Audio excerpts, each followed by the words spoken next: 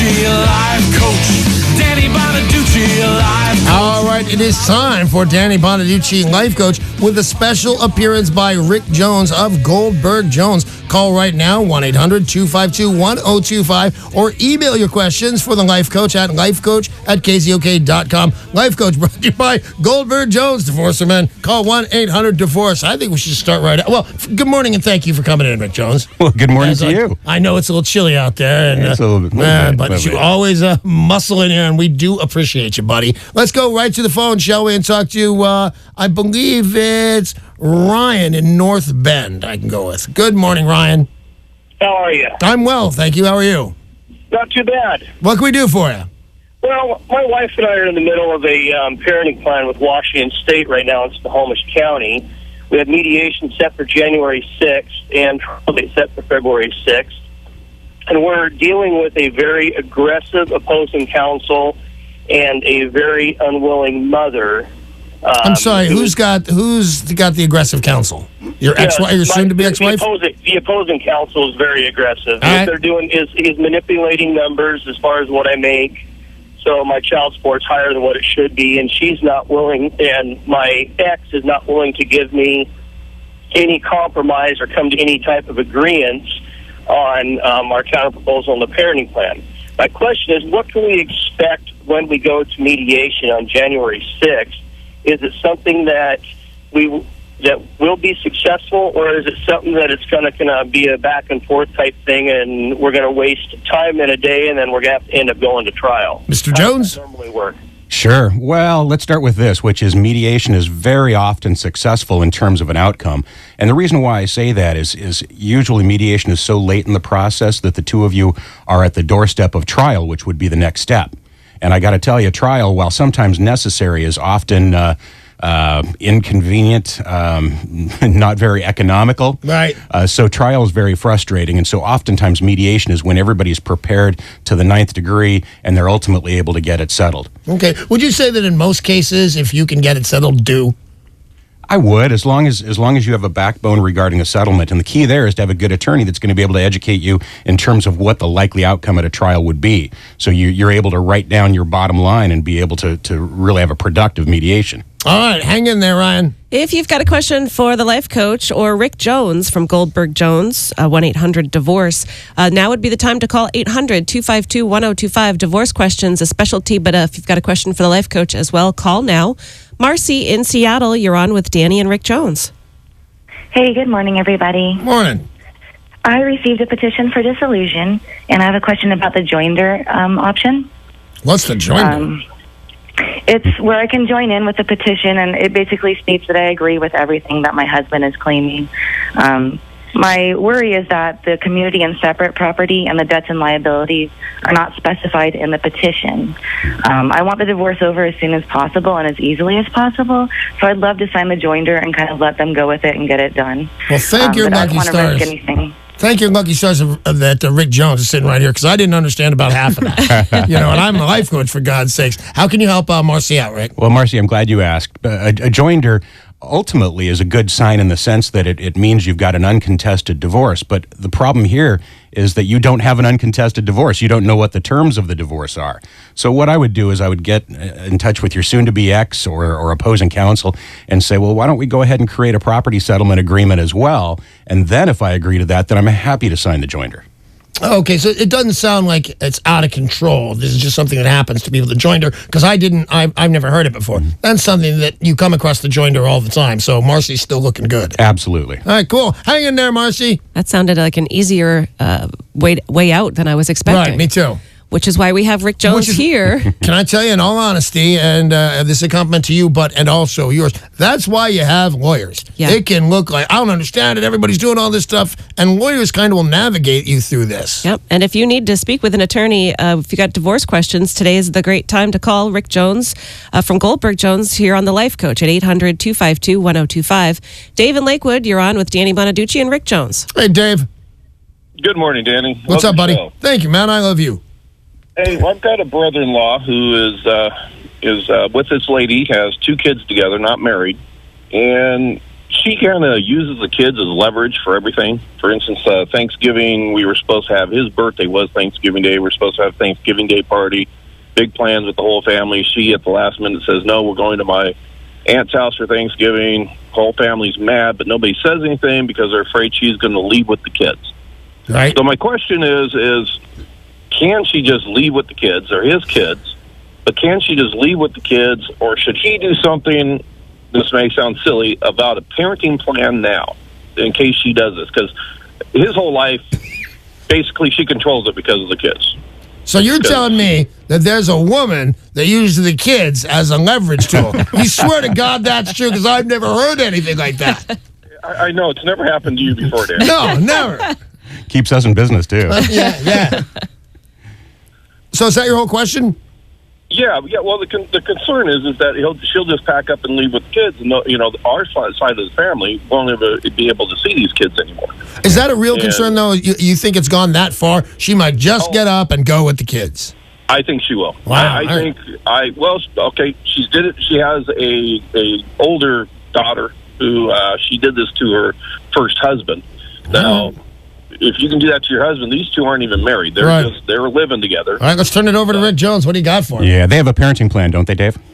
No, they don't. Okay. They have nothing. Okay. Hence the problem. What your brother needs to do is to bring a paternity action, do a motion to establish a parenting plan, because he needs the same rule book that two exes have. Because without a rule book, yeah, she's in the driver's seat. Now, once there is a rule book in place, a parenting plan, there's going to be a clause in there that talks about relocation, and it's going to put her and, frankly, him on notice that there's a particular protocol to follow if they desire to relocate.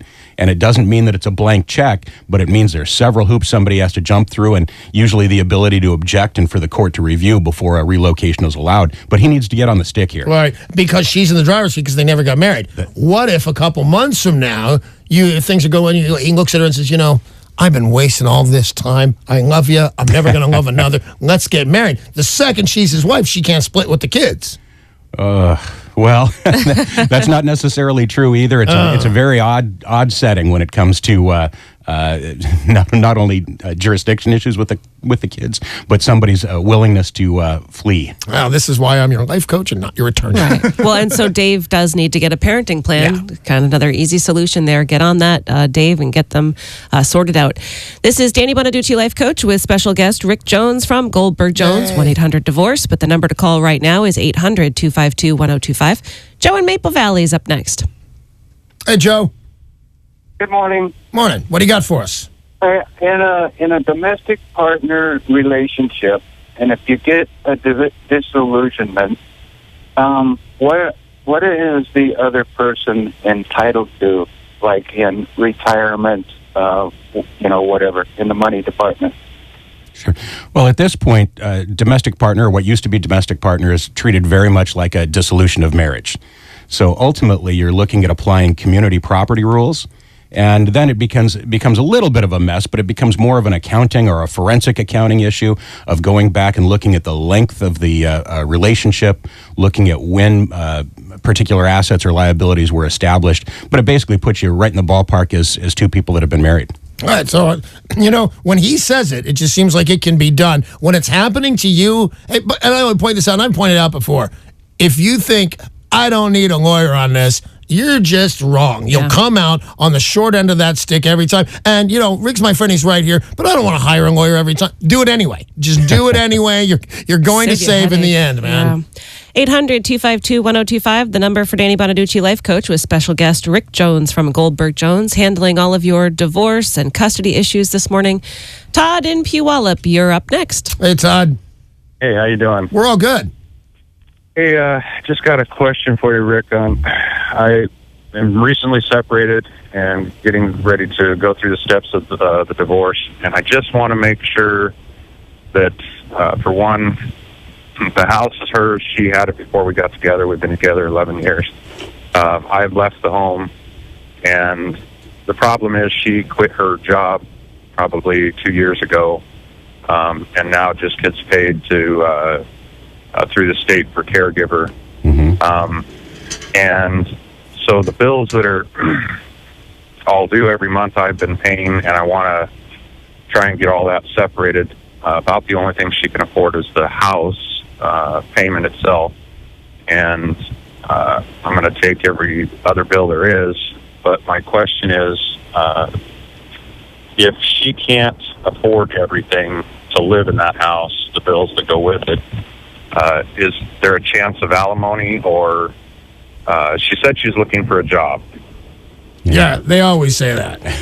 Yeah. They also say the kid is yours. They say a lot of stuff, man.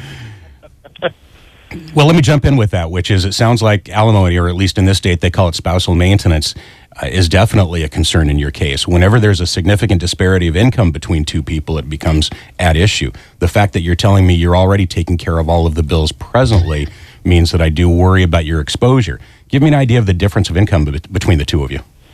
Well, she basically makes about $1,400 a month. Yeah. And I'm about 4 times that. So. Okay. Then it's definitely an issue. Here's one of the things I'm hearing from you as well, which is you've already moved out, you've been separated, you've been paying all the bills already, so the clock's already started ticking, but what you haven't done is file anything. The real key here is to get a divorce filed, get it in place. You've now drawn a line in the sand. At that point, you know as of December 14th, the two of you not only are physically separated, but you've also begun the legal process. The reason I say that is the sooner you start that clock ticking, as soon as you turn over that hourglass, the clock starts ticking on your maintenance exposure. So, for example, if you have 3 years of maintenance, don't you wish you would have started that 2 years ago? Right. So the key is to start it now. Now, you still want to make the argument, or your attorney's going to make the argument to sort of predate the concept of what you've already been assisting, but draw that line in the sand now. I could not be more serious about that. All right. Hey, thank you very much, Todd. So, hey, I have one quick question before we wrap this up with Rick Jones of Goldberg Jones. That is that I've always heard, bad idea to leave the house. Don't leave the house. If you leave the house, you're going to lose it. Is that true? Well, there's 2 reasons why you wouldn't want to leave the house. One is the asset value of the house. You're already the one out. It's a lot easier to keep you out than to let you back in. Oh, okay. Also, a divorce, as you might well know, can take quite a while. Yeah, it can. So that's going to be a whole long time when you've got to figure out how to deal with things. Do I sign a long-term lease, what have you? So that's one. The other issue is when it comes to parenting, which is if you're the one out, she's the one in, then certainly the way the courts look at it is they're going to keep the kids in the home. So right. by default, the person that's remained in the home is already in a real great spot when it comes to custody. All right, thank you. And that's Rick Jones, by the way, everybody of Goldberg Jones at 1-800-DIVORCE. Well, I'll just tell you this. It's a very special appearance by Rick Jones of Goldberg Jones. Life Coach is brought to you by Goldberg Jones. Divorce for Men. Call 1-800-DIVORCE.